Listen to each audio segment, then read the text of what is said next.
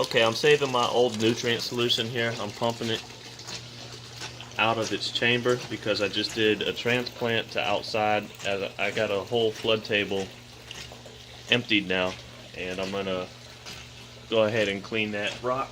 Hold on before the bucket overflows. I'm gonna clean this rock here and get ready for the spring crops. And I think I'm gearing my whole setup towards getting everything kind of nice and started inside in the hydro unit, and then transplanting them outside. So the broccoli and cabbage grew too big, so you can see what I'm doing here, just saving this solution for feeding what I have transplanted outside. I'm going to give you guys an update of what we've been doing here recently. I made my first mistake, and that's allowing these plants here to get a little too big and the roots entangled. They were in this lettuce solution, which is low for starting, which was good for these. Half of these are lettuce, and then there's some more broccoli and cabbage finishing out the winter season here. It's January. We're just getting a little cool weather. It's relatively warm this year here in Florida, but nonetheless, like I said, finishing last of winter, getting ready for spring, and we'll see how resilient these roots are as I'm ripping them apart, and I'm placing them in here to get going a little more. Like I said, I'm gearing more towards starting plants in my hydroponics units to bring outside. Transferred the basil because it was getting too tall into a pot. I'm gonna let it, get acclimated to the soil under its fluorescent that it grew under the whole time, and then eventually, as it starts to warm up, bring it on the front porch maybe, or even inside. I don't know, by a window. Anyway. That's what I'm gearing towards with the hydroponic unit, is starting plants, getting them nice and big really quick inside, and then bringing them outside, and even keeping lettuce throughout its whole lifespan inside. In the summertime, I may, like I said, route something indoors for lettuce to have year round. As you can see, I have one flood table broke down with the hydroton here, or with the clay rocks, in what I call the detritus trap, and it has a drain here, so I'm going to conveniently use this part of the system that I built, and I put a colander type thing down low so none of the rocks get caught up in the drain. So it'll be a good place to clean them. Which, even though on my last video how I went through the whole probiotics, beneficial bacteria, how I'm running that in my system, I'm still gonna every once in a while clean the rocks and sterilize them with hydrogen peroxide. So here's each plant removed.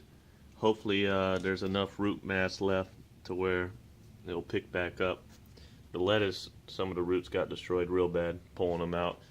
I had the seedlings in this tray, and I had it sunk into one of my, like I said, the flood table here, enough to just water it with the lettuce twice a day, and they got a little too big to where everything got entangled, so that's my mistake. We'll see what happens with everything. Alright, here's everything back together. I think the plan is I'm going to take these cabbage and broccolis, get some solo cups, some Dixie cups, plastic cups or whatever, and I'm going to take them right to soil now. I mean, they've been shocked enough, might as well just go for it, similar to how we did the basil, because once again, my overall plan is to kind of nurture these about a month in to transplant them outside. I'm transplanting the small plants into soil. I got a good potting mix, and I'm going right in the styrofoam cups. The roots got damaged a little bit, like I said, and hopefully they're okay. I'm just going to suspend the roots, fill the rest in with the potting soil, lightly pack it. I got a little leftover nutrient solution I'll get the soil moist with. Afterwards, they'll go right back under the fluorescent as to not shock them, like the basil here. And eventually, in the next 2 weeks, go outdoors.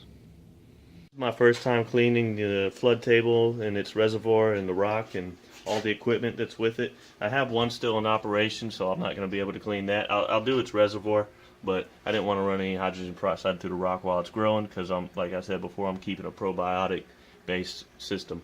So real quick on what's going on, I was recommended concentration of 1 shot glass to gallon of hydrogen peroxide. I bought regular store-bought, which is fine just for cleaning purposes.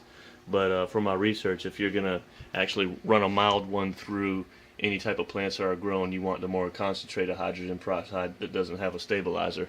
So anyway, I'm gonna get everything nice and clean, sterilized, and I got a batch of tea going here. It smells real rich soil, which I'm told that means it's doing what it's supposed to be doing. It's been brewing for about 24 hours. We're gonna go for 2 days, and I'm gonna have that on standby. What I'm gonna do is I'm gonna fill this flood table up with fresh water after everything's sterilized and run a couple fresh cycles on the plants that are in here. And then the following day, maybe I'll make like a mild make a mild solution and go ahead and start feeding them. And then maybe the following day after that, add the hydroponic tea. There it is. A real fast note. This is something I messed up on when I first set this up. Let's say the rocks are coming up to about this level. Okay, you want your drain to be well below it. So the rock wool cubes if you do it my way, the rock wool cubes, the water never comes up to the level of the rock wool cubes. In other words, when it floods, it starts to drain just shy of touching the bottom of the rock wool cubes. Otherwise, the rock wool cubes will get oversaturated and you'll have problems. So what we're aiming to do is have the roots reach out and grow past the rock wool down into where the flood zone is. Okay, that's the overall concept. And that's something I messed up on that I corrected, halfway into my first batch